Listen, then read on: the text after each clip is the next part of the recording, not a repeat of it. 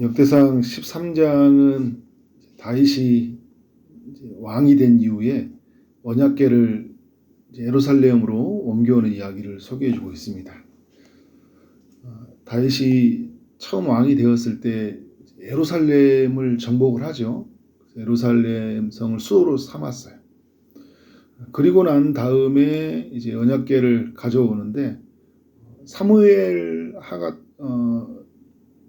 하 같은 경우에는 다윗이 궁전을 건설하고 블레셋을 격파한 뒤에 언약궤를 가져오는데, 역대상은 예루살렘을 정복한 뒤에 곧바로 이제 언약궤를 가져왔다, 이렇게 이야기가 전개되고 있습니다. 역대상을 기록했던 저자는 다윗에게 가장 중요한 임무는 하나님께 예배하는 나라로 만드는 것이 가장 중요한 임무이다. 나중에 보면 언약궤를 가져오고 또 하나님의 성전을 지으려고 하잖아요. 그리고 이제 예배팀을 조직하고 또 운영해가는 모습들을 볼 수 있습니다. 다윗의 삶이 연약함이 있어요. 그런데도 불구하고 우리의 삶에 도전이 되는 건 뭐냐면 하나님 중심이라는 거예요. 늘 삶이 예배 중심이에요. 말씀이 중심이에요. 하나님 중심, 예배 중심, 말씀 중심이 삶이 무엇인지 다윗이 우리에게 많이 보여줘요. 다윗이 이제 언약궤를 가져오려고 할 때 자기 혼자 하지 않았어요.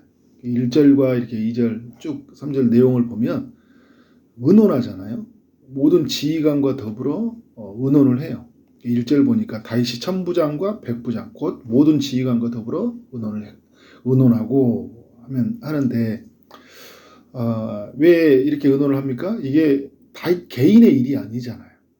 이스라엘 모두의 일인 거예요. 언약궤를 가져오는 것은 모두가 하나님 앞에 서야 되기 때문에, 모두가 하나님 앞에 예배함으로 서야 되기 때문에 의논을 하는 겁니다. 왕이었으니까 자기 스스로 결정할 수 있는 결정권이 있었죠. 그런데 리더들에게 도움을 구하고 있어요. 건강한 공동체를 만들어가고 있다는 거예요. 2절과 3절에 보니까 이 다윗이 어떻게 합니까? 지휘관과 의논을 한 후에 이스라엘 온 회중에게 동의를 구하고 있어요.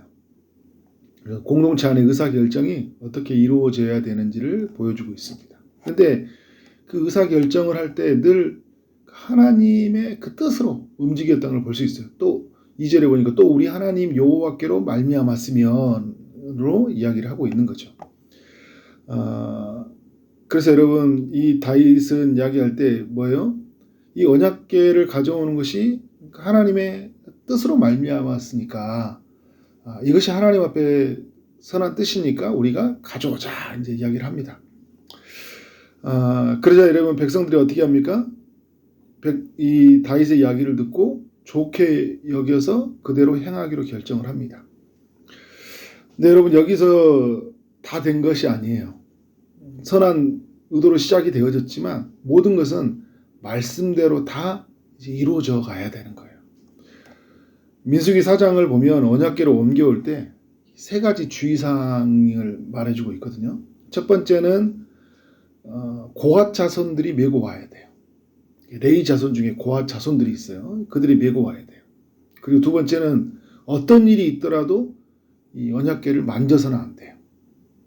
세 번째는 뭐냐면 이 언약궤를 보지 말라는 거예요. 함부로 보지 말라. 어떻게 되었나요? 모든 것은 말씀을 따라 잘 운반이 되었나요? 그렇지 못했나요? 잘 운반이 되지 못했어요. 어깨에 메고 와야 되거든요. 고핫 자손들이 메고 와야 돼요. 그런데 지금 무엇으로 가져오고 있어요? 수레에 싣고 오고 있잖아요. 여기서부터 잘못된 거예요. 편하게 가져오고 싶으니까. 우리가 여러분, 신앙생활 편하게 하려고, 쉽게 하려고 하다가 더 이 하나님의 뜻을 거슬려 버릴 때가 굉장히 많이 있습니다. 그런 면들이 이제 이 다윗의 이야기를 보여주고 있는 거예요. 누구도 만지지 말라고 한 이 언약궤를 또 어떻게 해요? 만지고 말잖아요, 그죠? 그래서 이 우사라는 만지고 말아요. 우사가 손을 펴서 만지고 말아요. 그러니까 옮겨오는 과정을 보면 다 같이 막 축제의 현장이잖아요. 다윗도 여기서 보면 막 춤을 추고 막 뛰놀고 수군과 비파와 소고와 막 나팔과 다 불면서 연주하면서 그 언약궤를 맞이하고 있는 거예요. 근데 옆에 있는 소도 막 덩달아 이제 막 뛰고 있다가 놀래가 사람들이 있으니까 하나님이 하시는 것 같아요. 저는 이 장면을 보면서 하나님이 하시는 일이라고 생각이 드는데, 그러다 보니까 이제 누가 합니까?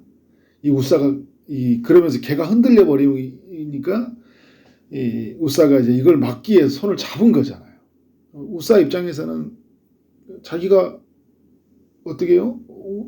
언약궤가 혹시 떨어지지 않을까 막 그런 걱정이 있어서 막 하는 마음으로 잡은 거예요.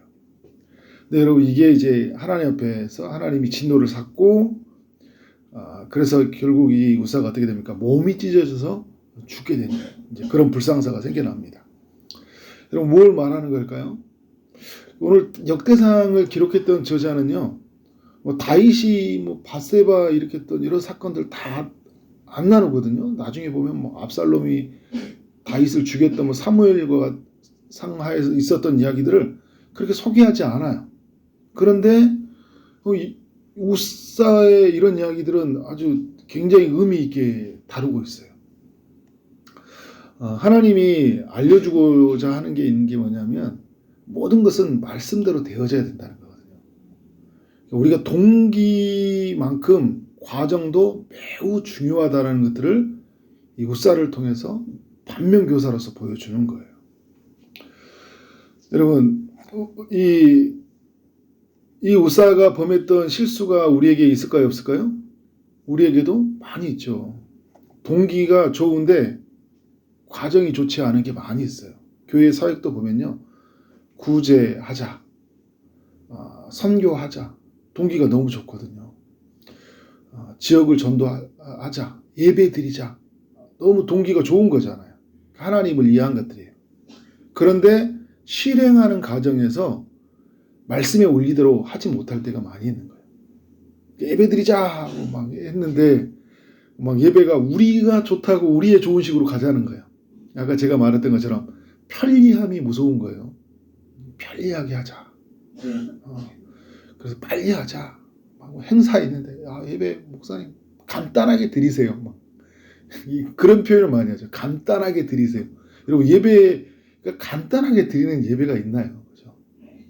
빨리 이제 하자는 의미인데 항상 예배는 중요하게 드려야 되는 거잖아요. 중심이니까 예배가. 예배하기 위해서 모였잖아요. 그죠? 그래서 우리가 뭐 이런 거는 아주 작은 것에 불과해요. 그러니까 그런 성경의 원리로 하지 않는 우리 이야기가 많이 있다는 거예요. 여러분, 개인의 삶도 마찬가지잖아요. 동기는 너무 좋았어요. 주님을 위해서 하겠다고 했는데 예를 들어 돈을 버는 과정에 불의함이 들어가는 거예요. 인간적인 방법이 들어가는 거예요. 그러니까 동기와 가정에서 같이 연결되고 하나 되지 못할 때가 굉장히 많이 있습니다. 인간적인 정에 이끌려서 말씀을 저버릴 때가 많이 있어요. 우리 삶을 살펴보면 그런 일들이 아주 비일비재하게 많이 일어난다는 것을 보게 돼요. 그래서 여러분, 다윗이 한 일이 있어요. 이것을 보고 굉장히 이제 그 분노를 하고 이제 이렇게 해서는 안 된다는 걸 알고 나서 다윗이 12절에 보니까 하나님을 두려워하여 내가 어떻게 하나님의 궤를 내 곁으로 오게 하리요 하면서 다윗이 어떻게 합니까? 그 가드 사람 오베데돔의 집에 이제 이 언약궤를 두게 되는 거죠. 그래서 오베데돔이 했던 것은 뭐예요? 이제 그 보관해 두니까 복을 받았어요. 오베데돔이 고아 자손이잖아요. 이 복을 받았는데 그가 했던 건 뭐냐면 이제 운반이 아니라 이제 보관이잖아요. 보관해 놓았어요. 그런데 오베데돔의 집이 이 언약궤가 있는 동안 어떻게 일이 일어납니까? 석 달 동안 있었는데 그의 모든 소유의 복을 내렸다는 거예요. 그 어떤 일이 했다는 거예요? 모든 것은 말씀대로 되어졌다는 거예요. 말씀대로 되어지니까 복을 받는다. 그 오늘 이제 이야기하는 게 그런 거잖아요. 말씀대로 하지 않으면, 말씀을 저버리면 하나님의 분노가 있지만 말씀대로 행하면 복이 있다는 거예요. 이거를 우리에게 알려주고 있는 것이죠. 뭐 더 심오한 의미도 이렇게 살펴볼 수 있지만 하나님께서 오늘 우리로 하여금 이것을 알려주고 있어요. 그래서 여러분 이 역대상 13장의 이야기를 통해서 우리 모두는 어떻게 나가야 됩니까? 모든 것은 하나님의 방법대로 이루어져야 된다. 모든 것은 하나님의 말씀의 원리를 따라서 세워져 가야 된다. 동기도 선하다면 과정도 선해야 된다. 그러니까 우리의 삶이 그러한 삶으로 이루어져 갈 때 하나님은 우리에게 은혜를 주셔요. 근데 우리가 은혜를 못 받는 건 뭐냐면, 복을 못 누리는 건 뭐냐면 늘 우리의 생각이 끼어들어가기 때문에, 그 편리함들이 우리의 생각에 차지하고 있기 때문에, 말씀보다 우리의 생각들이 너무 앞서기 때문에 이렇게 해야지 하나님이 기뻐하신다는, 이렇게 해야지, 이게 말씀의 근거에 하지 않고 지극히 우리의 경험이라는 것들이 들어와서 하나님의 뜻을 저버릴 때가 굉장히 많이 있어요. 오늘 기도하는 중에 혹시 우리 안에서 이 과정에 있어서 잘못된 것이 있다면, 또 우리의 신앙생활에서, 우리의 교회 생활 안에서, 또 가정 일터 안에서 잘못된 것들이 무엇인지를 살펴보고 다시 하나님의 말씀 앞으로 돌아가는 여러분 되시기를 원합니다. 아멘. 기도하도록 하겠습니다. 하나님 아버지, 역대상 13장의 말씀을 통하여 우리 모두에게 교훈해 주셔서 감사합니다.